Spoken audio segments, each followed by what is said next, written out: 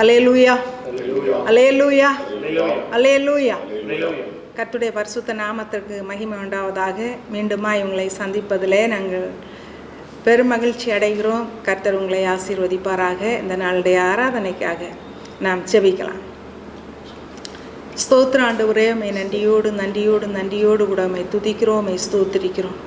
ஒருவராய் பெரிய அதிசயங்களை செய்கிறதான எங்கள் பரிசுத்த பிதாவே, அருமையான நல்ல ஆசீர்வதிக்கப்பட்டதான இந்த மனமகிழ்ச்சி நாள் காலை வேளைக்காக நாங்கள் உமக்கு நன்றி செலுத்துகிறோம். ஆண்டவரே, கடந்த நாட்களெல்லாம் நீர் எங்களை கண்ணின்மணி போல பாதுகாத்து ஆண்டவரே எங்களை போஷித்து எங்களை பராமரித்து எங்களை உடுத்துவித்து ஆண்டவரே அனுதினமும் எங்களை வழி நடத்தி வந்த கிருபைகளை நினைத்து நாங்கள் உள்ளத்தின் ஆழத்திலிருந்து உமக்கு நன்றி நிறைந்த இருதயத்தோடு கூட துதிகளையும் ஸ்தோத்திரங்களையும் ஏறெடுக்கிறோம். ஆண்டவரே, இப்பொழுதும் எங்களை தாழ்த்தி வெறுமையாக்கி உம்முடைய பரிசுத்தமான கரத்தில் ஒப்பு கொடுக்கிறோம். ஆண்டவரே, நீர் இந்த ஆராதனையை பொறுப்படுத்தி நடத்தி தரும்படியாக நாங்கள் செபிக்கிறோம். பரிசுத்த அக்கினியானவர் எங்களோடு கூட இருந்து ஆண்டவரே நீர் கிரியைகளை நடப்பிக்க வேண்டும் என்று சொல்லி நாங்கள் செபிக்கிறோம்.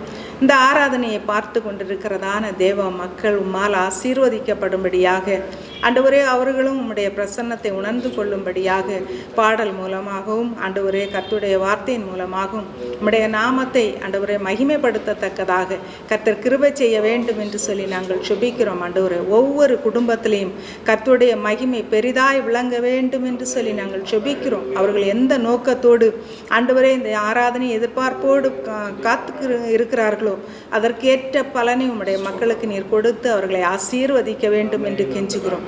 குடும்பமாய் ஆசீர்வதிப்பீராக, தனித்தனியாய் ஆசீர்வதிப்பீராக. கர்த்தருக்கு பயப்படுகிற பெரியோரையும் சிறியோரையும் ஆசீர்வதிக்கிறதான தேவனுடைய கரம் ஒவ்வொரு குடும்பத்திலையும் வெளிப்பட வேண்டும் என்று சொல்லி நாங்கள் செபிக்கிறோம். உடைய நெருக்கங்கள் நீங்கி போகட்டும் ஆண்டவரே, உடைய கண்ணீர்கள் துடைக்கப்படட்டும் என்று சொல்லி நாங்கள் செபிக்கிறோம். உடைய வியாகுலங்களை அறிந்திருக்கிற தேவன் தாமே நம்முடைய மக்களுடைய வியாகுலங்களை எல்லாம் நீக்கி ஒரு புதிய பலனையும் புதிய வல்லமையும் சத்துவத்தையும் கர்த்தர் கட்டளையிட வேண்டும் என்று சொல்லி நாங்கள் செபிக்கிறோம். ஆண்டவரே, இந்த ஆராதனையின் மூலம் உம்முடைய மக்கள் ஆசீர்வதிக்கப்பட வேண்டும் என்று சொல்லி நாங்கள் கெஞ்சுகிறோம். எங்களை தாழ்த்துகிறோம், வெறுமையாக்குகிறோம். பரிசுத்த ஆவியானுடைய ஆளுகையும் பிரசன்னமும் எங்களோடு கூட தங்கி இருந்து இந்த ஆராதனையை சிறப்பித்து கொடுக்க வேண்டும் என்று கெஞ்சுகிறோம். இயேசுவின் நாமத்தில் வேண்டிக் கொள்கிறோம் நல்ல பிதாவே. கர்த்தரை பாடியே போற்றிடுவோமே, கருத்துடன் துதிப்போம்.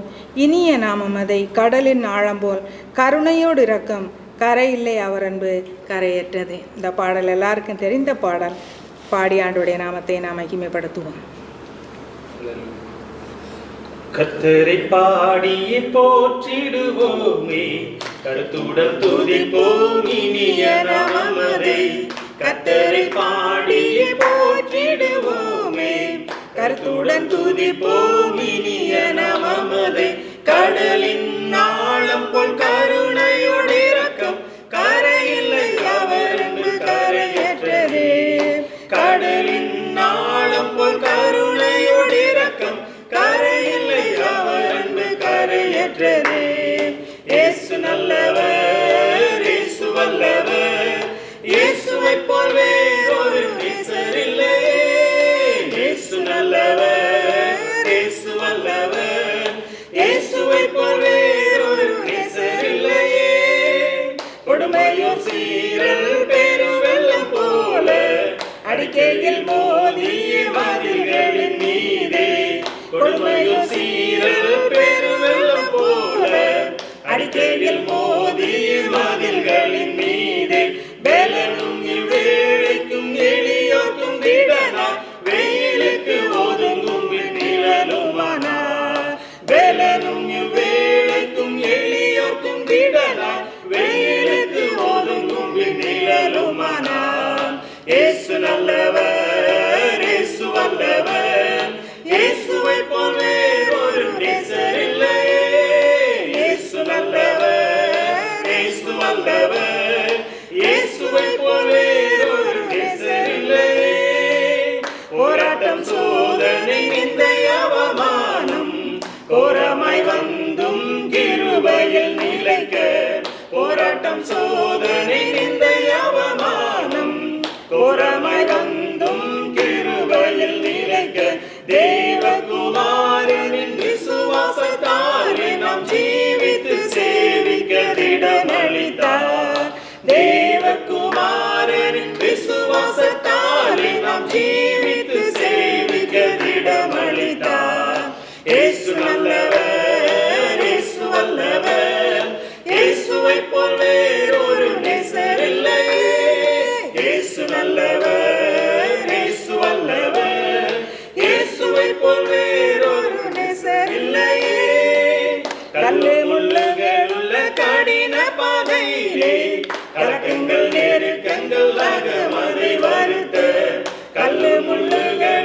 கடின பாதையிலே கலக்கங்கள் நெருக்கங்கள் அகமதை வருத்த எல்லையில்லா எதிர் எமக்கு வந்தாலும் வல்லவரே சுனமும் செல்கிறார். எல்லையில்லா எதிர் எமக்கு வந்தாலும் வல்லவரே சுனமும் செல்கிறார். இயேசு நல்லவர், இயேசு வல்லவர், இயேசுவை போல் வேறொரு நேசர் இல்லையே. இயேசு நல்லவர், இயேசு வல்லவர், இயேசுவை போல் வேறொரு நேசர் இல்லையே. சீயோனில் சிறப்புடன் சேர்த்திட இயேசு சீக்கிரம் வரும் நாள் நெருங்கி வந்திடுதே. சீயோனில் சிறப்புடன் சேர்த்திட இயேசு சீக்கிரம் வரும் நாள் நெருங்கி வந்திடுதே. முகமுகமாகவே காண்போமே அவரை, யுக யுகமாகவே வாழ்ந்திடுவோம். முகமுகமாகவே காண்போமே அவரை, யுக யுகமாகவே வாழ்ந்திடுவோம். இயேசு நல்லவர், இயேசு வல்லவர், இயேசுவை போல் வேறொரு நேசர் இல்லையே. இயேசு நல்லவர், இயேசு வல்லவர், இயேசுவை போல் வேறொரு நேசர் இல்லையே. கர்த்தரை பாடியே போற்றிடுவோமே, கருத்துடன் துதிப்போம் இனிய நாமத்தை. கர்த்தரை பாடியே போற்றிடுவோமே, கருத்துடன் துதிப்போம் இனிய நாமத்தை. கடலின் ஆழம் போல் கருணையோடு இரக்கம் கரையில்லை அவர் என்று கரையேற்றது. கடலின் ஆழம் போல் கருணையோடு இரக்கம் கரையில்லை அவர் என்று கரையேற்றது. இயேசு நல்லவர், இயேசு வல்லவர், இயேசுவை போல் வேறொரு நேசர் இல்லையே. இயேசு நல்லவர், இயேசு வல்லவர், இயேசுவை போல் வேறொரு நேசர் இல்லையே. ஹல்லேலூயா. அல்லேலூயா. இந்த மூன்றாவது அடியில் போராட்டம், சோதனை, நிந்தை, அவமானம் கோரமாய் வந்தும் கிருபையில் நிலைக்க தேவகுமாரனின் விசுவாசத்தாலே நாம் ஜீவித்து சேவிக்க திடனளித்தார். அது மாத்திரமல்ல அருமையான தேவஜனமே, கல்லு முள்ளுகள் உள்ள கடின பாதையிலே கலக்கங்கள் நெருக்கங்கள் அகமதை வருத்த எல்லையில்லா எதிர் எமக்கு வந்தாலும் வல்லவர் இயேசு நாம் முன் செல்கிறார். எத்தனையோ போராட்டங்களாக இருந்தாலும், எத்தனையோ இடர்பாடுகளாக இருந்தாலும், சோதனைகளாக இருந்தாலும், நெருக்கங்களாக இருந்தாலும், எல்லாவற்றிலும் நமக்கு துணை நிற்பவர் நம்முடைய ஆண்டவராகிய இயேசு கிறிஸ்து ஒருவர் மாத்திரமே. ஹல்லேலூயா. ஆனபடினால சோர்வுக்கு நம்ம இடம் கொடுத்தோன்னு சொன்னால் பிசாசு நம்மை ஜெயித்து விடுவான்.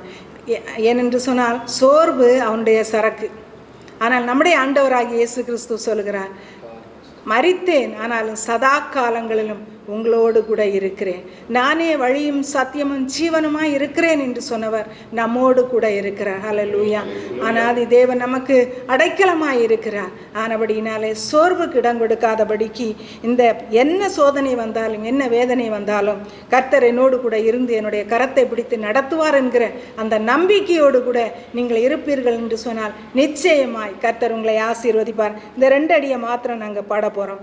போராட்டம், சோதனை, நிந்தை, அவமானம் கோரமாய் வந்தும் கிருபையில் நிலைக்க இந்த 2 அடியை பாட போகிறோம். போராட்டம், சோதனை, நிந்தை, அவமானம் கோரமாய் வந்தும் கிருபையில் நிலைக்க.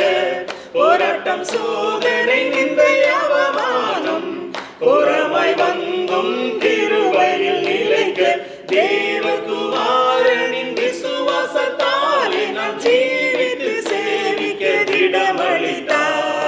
தேவகுமாரனின் விசுவாசத்தாலே நாம் ஜீவித்து சேவிக்க திடமளித்தார். இயேசு நல்லவர், இயேசு வல்லவர், இயேசுவை போல் வேறொரு நேசர் இல்லையே.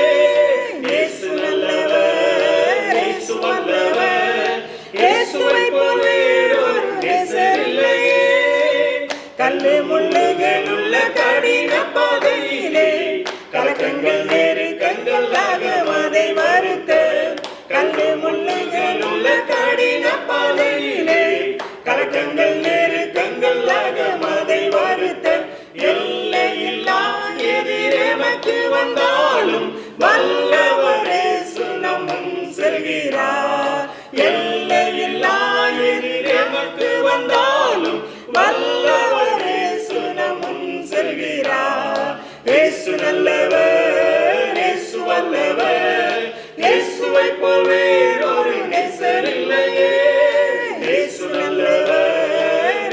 வல்லவர்.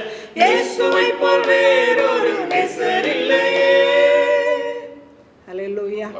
இந்த பாடல் மூலம் கர்த்தர் உங்களை ஆசீர்வதிப்பார் என்று விசுவாசிக்கிறோம். கர்த்தருடைய கிருபை உங்களோடு கூட இருப்பதாக. உயிர்த்தெழுந்த ஆண்டவராகிய இயேசு கிறிஸ்து நாமத்தினாலே உங்களை யாவரையும் வாழ்த்துகிறோம். இந்த மீண்டும் ஒரு நிகழ்ச்சியிலே உங்களை சந்திப்பதிலே பெருமகிழ்ச்சி அடைகிறோம். நாம் கண்களை மூடி ஒரு நிமிடம் ஆண்டுடைய வார்த்தைக்காக நாம் செபிக்கிறோம். கிருபை இரக்கம் நிறைந்த ஆண்டவரே, சத்தியத்திற்குள் எங்களை வழி நடத்துகிற சத்திய ஆவியானவரே, நீர் இந்த நாளிலும் உம்முடைய குமாரனுடைய விலையேற பெற்ற இரத்தத்தினாலே மீட்டு கொண்ட உம்முடைய ஜனங்களுக்கு தகப்பனை உடைய நல்ல ஆவியான மூலமாக சத்தியங்களை கற்றுத்தரும்படி நாங்கள் செபிக்கிறோம். அவருடைய கண்கள் திறக்கப்படட்டும், அவருடைய இருதயங்கள் நம்முடைய வார்த்தைகளை ஏற்றுக்கொள்ளட்டும், அடையுடைய உதடுகளை தொட்டருளுவீராக. இயேசுவின் நாமத்தில் வேண்டிக் கொள்கிறோம் பிதாவே, ஆமென். இந்த நாளிலே நம்முடைய தியானத்துக்காக யோவான் எழுதின சுவிசேஷம் 4ஆம் அதிகாரம்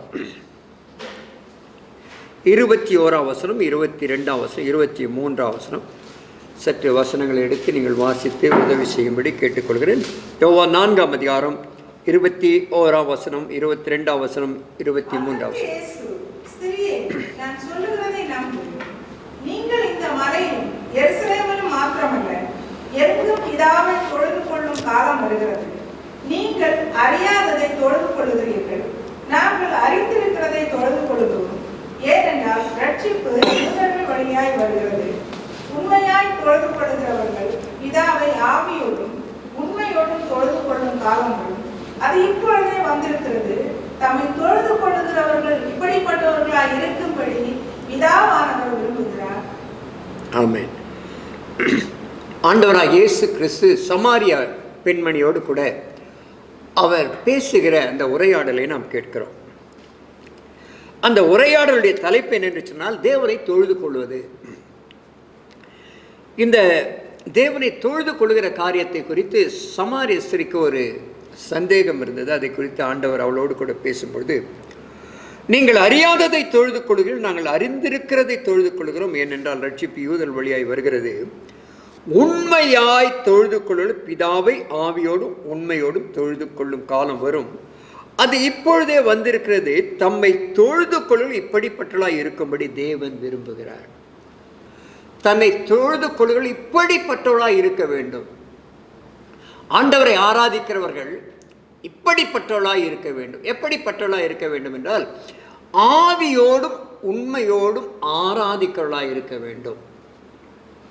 இப்படிப்பட்டவர்களாக தன்னை தொழுது கொள்ள இருக்க வேண்டும் என்பது தேவனுடைய சித்தம், அது அவருடைய விருப்பம். ஆகவே தேவனை தொழுது கொள்ளுங்கள் ஆவியோடு மாத்திரமல்ல உண்மையோடும். உண்மையோடும் என்று சொல்லும் பொழுது நடைமுறை வாழ்க்கையில் தேவனுக்கு மகிமை கொண்டு வரும்படியாகவும் இருக்க வேண்டும். இன்றைக்கு ஆராதனை என்று சொன்ன உடனே இன்றைக்கு நம்முடைய கிறிஸ்துவ தேவ ஜனங்கள் மத்தியிலே ஒரு பெரிய ஆராதனையுடைய பெரிய எழுப்புதல் உண்டாகிவிட்டது. எங்கே பார்த்தாலும் பாடல்கள், எங்கே பார்த்தாலும் ஆடல், மிக வாத்திய கருவிகள், அது மட்டுமல்ல அலங்கார விளக்குகள், வண்ண வண்ண புகைகள். ஆராதனை என்று சொன்ன உடனே இவைகள் எல்லாவற்றையும் நாம் நினைத்துக் கொள்கிறோம். நல்லது. ஆராதனை வீரர்கள் என்று சொல்லுகிறோம், ஆராதனை தலைவர்கள் என்று சொல்லுகிறோம். புதிய புதிய பாடல்கள் வந்து கொண்டிருக்கிறது. இவைகள் எல்லாவற்றையும் பார்த்து நாம் என்ன செய்து விடுகிறோம் என்றால் இதுதான் ஆராதனை என்று அதோடு நாம் நின்று விடுகிறோம். ஒருவேளை இவைகள் எல்லாம் ஆராதனை ஒரு பக்கமாக இருக்க முடியுமே ஒழிய அது முழுமையான ஆராதனையாக இருக்காது. முழுமையான ஆராதனை என்று சொல்லும்போது ஆண்டவர் 2 காரியம் சொல்லுவோம். ஒன்று ஆவியோடும் உண்மையோடும் என்று சொல்லும்.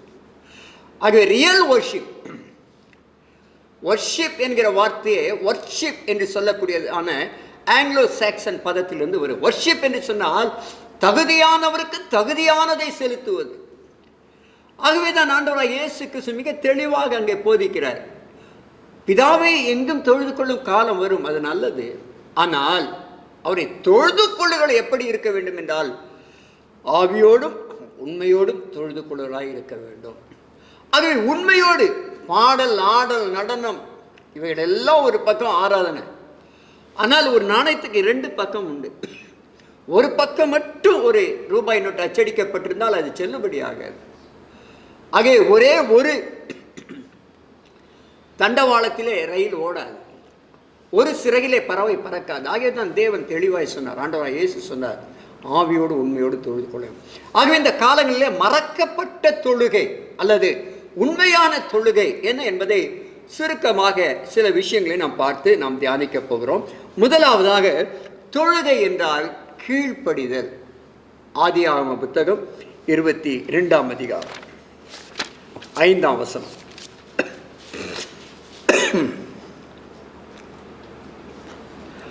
அப்பொழுது ஆபிரகாம் தன் வேலைக்காரை நோக்கி, நீங்கள் கழுதை நிறுத்தி இங்கே காத்திருங்கள், நானும் பிள்ளையாண்டானும் அவ்விடம் மட்டும் போய் தொழுது கொண்டு உங்களிடத்திற்கு திரும்பி வருவோம் என்று சொல்லுகிறார். இந்த சம்பவம் உங்களுக்கு எல்லாருக்கும் நன்றாய் தெரியும். ஆபிரகாம் சொல்லுகிறார் தன் வேலைக்காரத்தில், நாங்கள் அங்கே போய் தொழுது கொண்டு வருவோம் என்று வேலைக்காரத்திலே சொல்லுகிறார். ஆனால் ஆபிரகாம் எதற்காக போகிறார் என்று சொன்னால், ஆண்டவருடைய வார்த்தை கீழ்ப்படிந்து தன்னுடைய மகனை பலி செலுத்துவதற்காக போகிறார். ஆகவே நான் ஆண்டவருடைய வார்த்தைக்கு கீழ்ப்படிந்து என் மகனை பலி செலுத்த போகிறேன், அவருடைய வார்த்தை அப்படியே நான் நிறைவேற்றப் போகிறேன், அதற்காக தான் நான் போகிறேன், ஆண்டவருடைய வார்த்தை நிறைவேற்றிவிட்டு நான் திரும்பி வருவேன். இதுதான் ஆபிரகாமின் வாழ்க்கையிலே தொழுகையின் அர்த்தம். அருமையான தேவனுடைய பிள்ளைகளே, ஆண்டவரை ஆராதிப்பது, தொழுகை, ஸ்தோத்தரிப்பது என்பதெல்லாம் சரி, வாயினாலே செய்வது சரி. ஆனால் உண்மையான ஆராதனை எது என்று சொன்னால், உண்மையான ஆராதனுடைய மறுபக்கம் எது என்று சொன்னால், ஆண்டவருடைய வார்த்தைக்கு கீழ்ப்படிதல். 1 சாமுவேலின் புத்தகம் 15ஆம் அதிகாரம். அங்கே சாமுவேல் சவுல் அரசரை பார்த்து தெளிவாய் என்று சொல்லுகிறார் பாருங்கள். அதற்கு சாமுவேல், கர்த்தருடைய சத்தத்திற்கு கீழ்ப்படுகிறதை பார்க்கிறோம் சர்வாங்க தகன பலிகளும் கர்த்தருக்கு பிரியமாயிருக்குமோ, பலியை பார்க்கிலும் கீழ்ப்படிதலும் ஆட்டுக்கடாக்களின் இனத்தை பார்க்கிலும் செவி கொடுத்தலும் உத்தமம். நீங்க ஸ்தோத்திரம் சொல்லதை பார்க்கலாம், எது உத்தமமான ஆராதனை என்று சொன்னால் அவருடைய வார்த்தைக்கு கீழ்ப்படிவது. என்னை கேட்டுக்கொண்டு அருமையான தேவனுடைய பிள்ளையே, இந்த வாழ்க்கையில கர்த்தருக்கு கீழ்ப்படிதல் உண்டா? அதுதான் முதல் ஆராதனை. தேவனுடைய வசனத்துக்கு கீழ்ப்படிந்திருக்கிறீர்களா? அவருடைய கட்டளை கீழ்ப்படிந்திருக்கிறீர்களா? உடைய ஆராதனுடைய மறுபக்கம் 1000 ஸ்தோத்திரம் நல்லது. ஆனால் அதை திருப்பி பார்த்து நீங்கள் கேட்க வேண்டிய கேள்வி, நான் தேவனுக்கு கீழ்ப்படிந்திருக்கிறேனா? கீழ்ப்படிதல் உண்மை உள்ள ஆராதனை. இரண்டாவதாக 1 சாமுவேலின் புத்தகம் 1ஆம் அதிகாரம் 28ஆம் வசனம். ஆகையால் அவன் கர்த்தருக்கென்று கேட்கப்பட்டபடியினால் அவன் உயிரோடு இருக்கும் சகல நாளும் அவனை கர்த்தருக்கே ஒப்பு கொடுக்கிறேன் என்றால் அவன் அங்கே கர்த்தரை பணிந்து கொண்டான். அப்பொழுது அவள் 26ஆம் வசனத்திலிருந்து வாசிக்கிறேன். 1 சாமுவேல் 1ஆம் அதிகாரம் 26ஆம் வசனம். அப்பொழுது அவள், அன்னாள், என் ஆண்டவனே, இங்கே மண்டையிலே நின்று கர்த்தரை நோக்கி விண்ணப்பம் பண்ணின ஸ்திரீ நான் தான். என் ஆண்டவனாகிய உம்முடைய ஜீவனை கொண்டு சொல்கிறேன், இந்த பிள்ளைக்காக விண்ணப்பம் பண்ணினேன். நான் கர்த்தரிடத்தில் கேட்ட என் விண்ணப்பத்தின்படி எனக்கு கட்டளையிட்டார். ஆகையால் அவன் கர்த்தருக்கென்றே கேட்கப்பட்டபடியினாலே அவன் உயிரோடு இருக்கும் சகல நாளும் அவனை கர்த்தருக்கு ஒப்பு கொடுக்கிறேன் என்றால் அங்கே கர்த்தரை பணிந்து கொண்டாள். அவள் தேவனை ஸ்தோத்தரித்தாள், துதித்தாள், பணிந்து கொண்டாள். ஆனால் அந்த பணிந்து கொள்வதற்கு முன்பதாக அவள் ஒன்றை செய்தாள். என்ன என்று சொன்னால், தான் செய்த பொருத்தனை நிறைவேற்றின பிறகு அவள் ஸ்தோத்தரித்தாள். அங்கே வந்து சாமுவேலை கொண்டு வந்து வைத்துக் கொண்டு, ஆண்டவர் இந்த பிள்ளையை கொடுத்து உமக்கு ஸ்தோத்திரம் என்று அவள் திரும்பி போகவில்லை. அவள் முதலாவது செய்த, ஆண்டவரே, நான் உம்முடைய சமூகத்தில் என்ன பொருத்தனை பண்ணினேனோ அந்த பொருத்தனை செலுத்துகிறேன் என்று சொல்லி அந்த பொருத்தனை செலுத்தின பிறகு, ஆண்டவரே, இந்த பொருத்தனை செலுத்துவதற்கு நீர் கிருபை செய்தீரே என்று சொல்லி அவள் தேவனை பணிந்து கொண்டாள். அருமையான தெய்வத்துடைய பிள்ளைகளை, எத்தனை பொருத்தனைகளை செய்து நாம் தவறி போயிருக்கிறோம். உன் வாயை திறந்து தேவனுக்கு ஒரு பொருத்தனை செய்தால் அதை நீ தாமதிக்காமல் செலுத்த வேண்டும். அவர் மூடரில் பிரியப்படுகிற தேவன் அல்ல. இன்றைக்கு அன்னாள் ஆராதனை என்று சொன்னால் என் பொருத்தனைகளை நிறைவேற்றுவது ஆராதனை. மூன்றாவதாக அப்போஸ்தலர் நடபடிகளின் புத்தகத்தில் 7ஆம் அதிகாரம்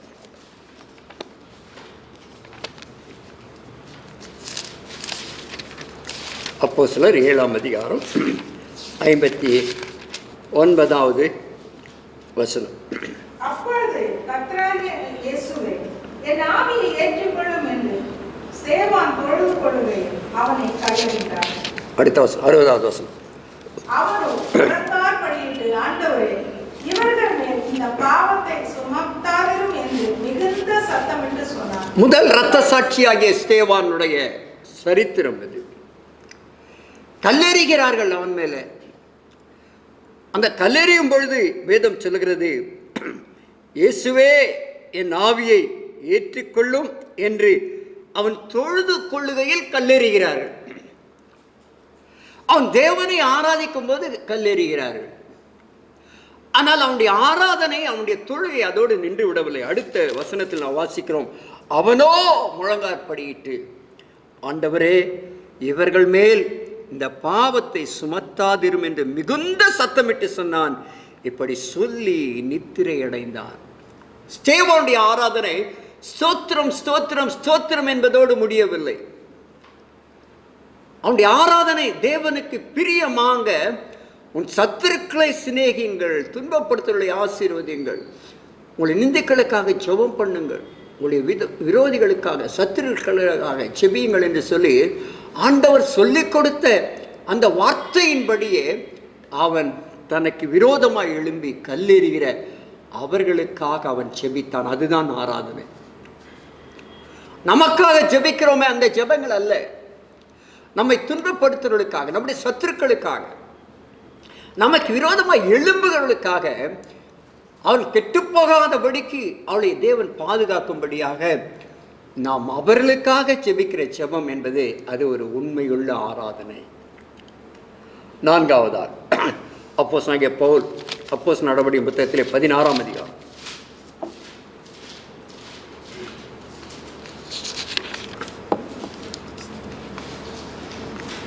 24, 25, 26 வசனங்கள். 24, 25. அவன் இப்படிப்பட்ட கட்டளை பெற்று அவர்களை காவல் அறையிலே அடைத்து அவர்கள் கால்களை தொழு மரத்தில் மாட்டி வைத்தான். நடு ராத்திரியிலே பவுலும் சீலாவும் ஜெபம் பண்ணி தேவனை துதித்து பாடினார்கள். காவலில் வைக்கப்பட்டவர்கள் அதை கேட்டுக் கொண்டிருந்தார்கள். சடுதியிலே சிறைச்சாலையின் அஸ்திபாரங்கள் அசையும்படியாக பூமி மிகவும் அதிர்ந்தது. உடனே கதவுகள் எல்லாம் திறவுண்டது, எல்லாருடைய கட்டுகளும் கலந்து போயிற்று.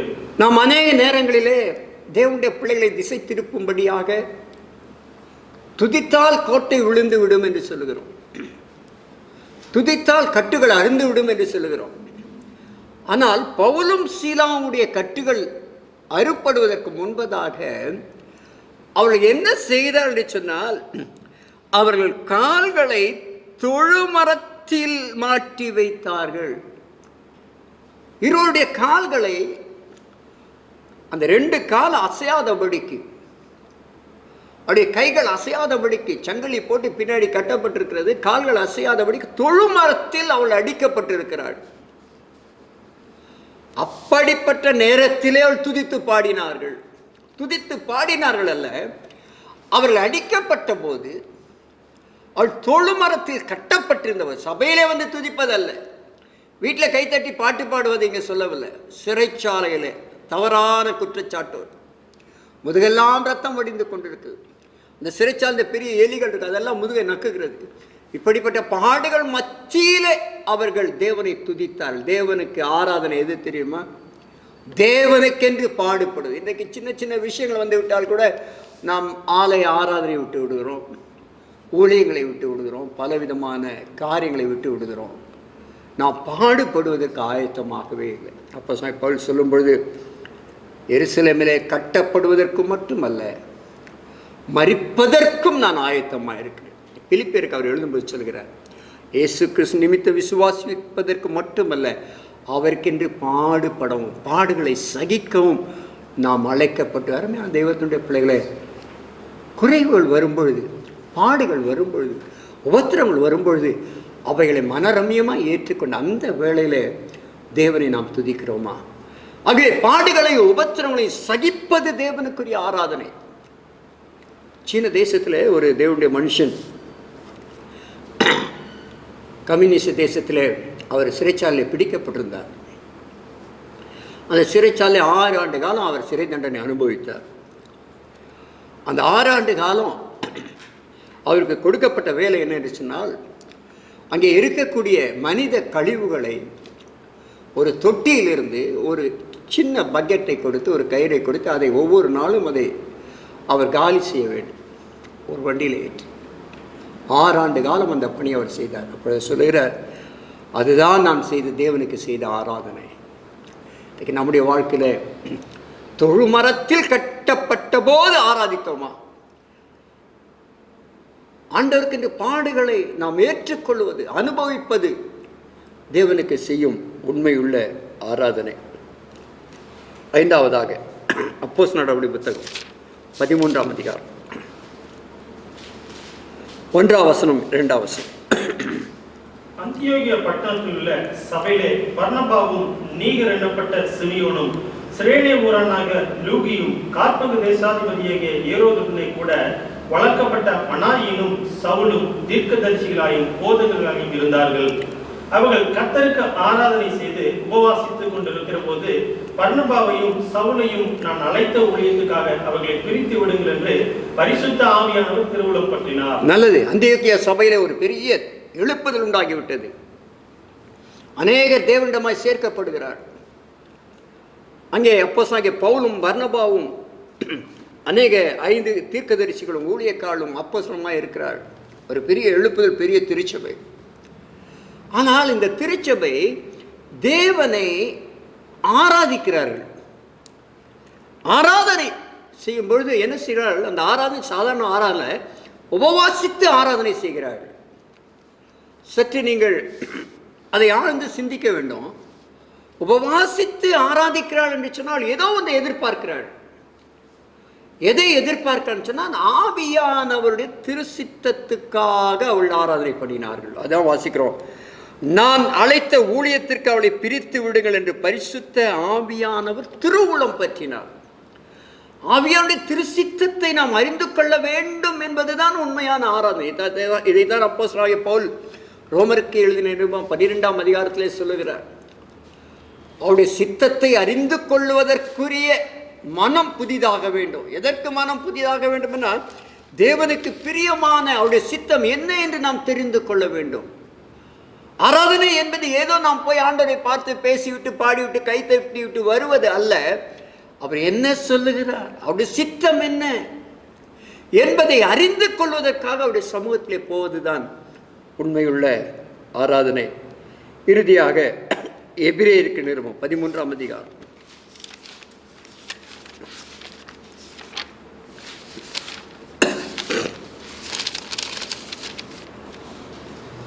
12ஆம் வசனம். சாரி,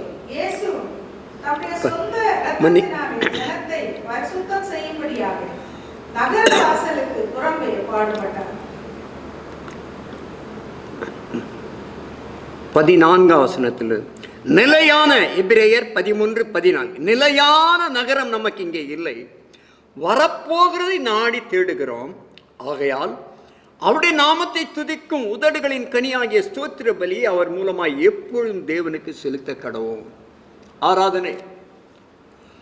தேவன் நமக்கு ஒரு நகரத்தை உண்டாக்கி வைத்திருக்கிறார். அந்த நகரத்துக்காக நாம் தேவனை துதிக்க வேண்டும், அவருக்கு பலி செலுத்த வேண்டும், உதடுகளின் காலைகளை செலுத்த வேண்டும் என்று சொல்லிவிட்டு அதோடு அவர் நிறுத்தவில்லை. ஆராதனை அதோடு முடியவில்லை. கீழே சொல்லுகிறார் 16ஆம் வசனத்திலே, அன்றியும் நன்மை செய்யவும் தான தர்மம் பண்ணவும் மறவாதிருங்கள், இப்படிப்பட்ட பலிகளின் மேல் தேவன் பிரியமாயிருக்கிறார். தேவனுக்கு செலுத்த கடவோம் என்று சொல்லிவிட்டு கீழே சொல்லுகிறார், இது தேவனுக்கு பிரியமான பலி எது என்று சொன்னால், நன்மை செய்யவும் தான தர்மம் பண்ணவும் மறவாதிருங்கள், இப்படிப்பட்ட பலிகளின் மேல் தேவன் பிரியமாயிருக்க. ஏன் என்று சொன்னால், இந்த சிறையில் எவன் ஒருவனுக்கு எதை செய்யலும் அதையே எனக்கு செய்யல் என்று சொல்லி அப்படிப்பட்டவர்களுக்கு பரலோகத்தை கொடுப்பார். வரப்போகிற நகரத்தில் நீங்கள் பிரவேசிப்பதற்காக தேவனுக்கு நன்றி செலுத்தினால் மட்டும் போதாது, தேவனை தொழுது கொள்ளுகிற தேவனுக்கு பிரியமான இன்னொரு பலி ஒன்று உண்டு. அது என்னென்று சொன்னால், நன்மை செய்யவும் தான தர்மம் பண்ணவும் மறவாதிருங்கள், இப்படிப்பட்ட பலிகளின் மேல் தேவன் பிரியமாயிருக்கிறார். பாடுவது நல்லது, நடனத்தோடு துதிப்பது நல்லது, ஒரு இடத்திலே உட்கார்ந்து 1000 ஸ்தோத்திர பலிகளை செலுத்துவது நல்லது. ஆனால் தேவனுக்கு பிரியமாக இருக்கக்கூடிய ஒரு பலி, இவையெல்லாம் செய்துவிட்டு தேவனுக்கு பிரியமான பலியை செலுத்தாவிட்டால் நாம் அங்கீகரிக்கப்பட முடியாது, பரலோகம் போக முடியாது. அதை தான் நியாயத்தீர்ப்பு நாளை கர்த்தர் தெளிவாக நமக்கு சொல்லி வைத்திருக்கிறார். ஆகவே நன்மை செய்யும், தான தர்மம் பண்ணவும் மறவாதிருங்கள். இப்படிப்பட்ட பலிகளின் மேல் தேவன் பிரியமாய், இப்படிப்பட்ட ஆராதனை மேல் தேவன் பிரியமாய். எது ஆராதனை? எளியவர்களை உபசரிப்பது, நன்மை செய்வது, தான தர்மம் பண்ணுவது, ஏழைக்கு இறங்குவது, இப்படிப்பட்ட பலிகளை செய்வது தேவனுக்கு பிரியமான ஆராதனை. அருமையான தெய்வத்துடைய பிள்ளைகளை, கடைசி காலங்களில் வாழ்ந்து கொண்டிருக்கிறோம். இன்றைக்கு ஆராதனை எழுச்சி என்று சொல்லி எங்கெங்கோ விகாரமான காரியங்கள் எல்லாம் உலகமெங்கும் நடந்து கொண்டிருக்கிறது. ஆனால் நம்முடைய ஆண்டவராக இயேசுக்கு சொல்கிறார், ஆவியோடு உண்மையோடும் தொழுது கொள்ள தேவன் தேடுகிறார். அப்படிப்பட்டவளாக என்னை தொழுது கொள்ள இருக்க வேண்டும் என்று விரும்புகிறார். ஆகவே தேவன் விரும்புகிற வண்ணமாக நாம் தேவனை தொழுது கொள்ள வேண்டும். முதலாவது, ஆபிரகாமை போல கீழ்ப்படிதல் இன்னும் தொழுகை நமக்கு அவசியம். அந்நாளை போல ஆண்டவரை வஞ்சிக்காதபடிக்கு நம்முடைய பொருத்தனைகளை நிறைவேற்றி ஆண்டவரை தொழுது கொள்ள வேண்டும். ஸ்தேவானை போல பாடுகளை அணைத்துக் கொண்டு மற்றவர்களுக்காக செபிக்கக்கூடிய ஆராதனை ஆண்டவருக்கு பெரியும். ஆராதித்தார். நமக்கு பாடுகள் வரும்பொழுது, கிறிஸ்துவ நிமித்தம் நிந்தைகள் வரும்பொழுது நாம் அவைகளை ஏற்றுக்கொள்கிறோமா, அவளை அங்கீகரிக்கிறோமா? அதுதான் தேவனுக்கு செய்யக்கூடிய ஆராதனை. சபையானது ஆராதிக்கும் பொழுது எதை எதிர்பார்க்க வேண்டும்? எது முழுமையான ஆராதனை? தேவனுடைய திருச்சித்தத்தை நான் அறிந்து கொள்ள வேண்டும். அவருடைய சித்தம் எது என்று நான் அறிந்து கொள்வதற்காக அவருடைய சமூகத்தை நான் காத்திருப்பது தேவனை ஆராதிக்க உண்மையுள்ள ஆராதனை. எபிரேயர் சொன்னது போல நன்மை செய்யும், தான தர்மம் செய்யும், எளியவளை தாங்கும், இப்படிப்பட்ட ஆராதனை மேல் தேவன் பிரியமாக இருக்கிறார். இதுக்கு நம்முடைய ஆராதனை எவ்விதமாக இருக்கிறது? நம்மை ஆராய்ந்து பார்ப்போம். உண்மையாய் தொழுது கொள்வர்களாக நாம் மாறும். கண்ணை மூடி நாம் செபிக்கலாம்.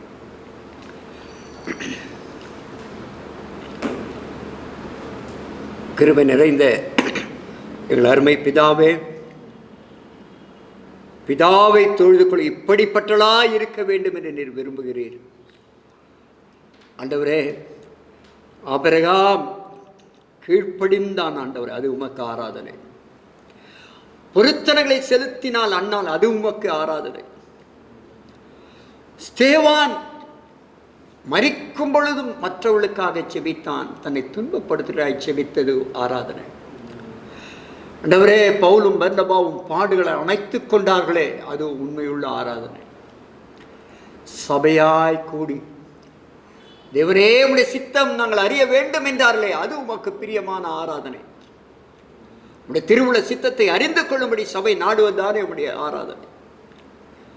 நியாயத்திற்பின் நாளிலே நல்லது, இந்த சிறிலி அவனுக்கு எதை சிறி நக்கேசி என்று சொல்லக்கூடிய தான தர்மத்தை நன்மை செய்வது தானே ஆராதனை. உமக்கு பிரியமான பலி ஆண்டவரே, இவளை செய்து நிறைவேற்றும்படியான கிருபைகளை இவளை அறிந்து கொள்ளும்படியாக கர்த்ததாமே எங்களுக்கு மன தெளிவை தாரும் ஆண்டவரே.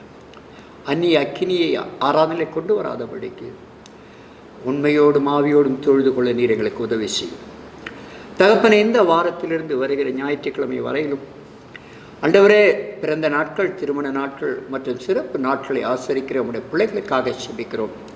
தேவனுடைய திருக்கரம் அவளை தொட்டு ஆசீர்வதித்து இந்த ஆண்டு அவளுக்கு ஒரு மகிமையின் ஆண்டாய், தேவனை ஆழமாய் அறிந்து கொள்கிற ஒரு ஆண்டாய் இருக்க நீர் கிருபை செய்வீராக. தகப்பனே, தேவ மக்கள் யாரும் உடைய கரத்திலே தருகிறோம். பிரயாண பாதுகாவலை தாரும், படிக்கிற பிள்ளைகளுக்கு தேவ ஞானத்தை தாரும். ஆண்டவருடைய தேசத்துக்கு மனம் இறங்குவீராக.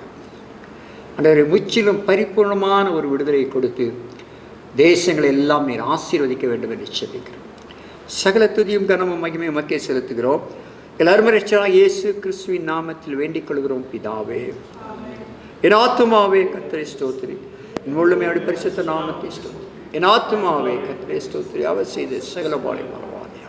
நம்முடைய கர்த்தராகிய இயேசு கிறிஸ்துடைய கிருபை, பிதாவாகிய தேவனுடைய அன்பும் பரிசுத்த ஆவியாருடைய ஐக்கியமும் ஆசீர்வாத பிரசனம் நம் அனைவரோடு கூட இன்றும் என்றும் சதா காலங்களிலும் இருப்பதாக. ஹல்லேலூயா. தேவன் தாமே உங்களை யாவரையும் ஆசீர்வதிப்பாராக.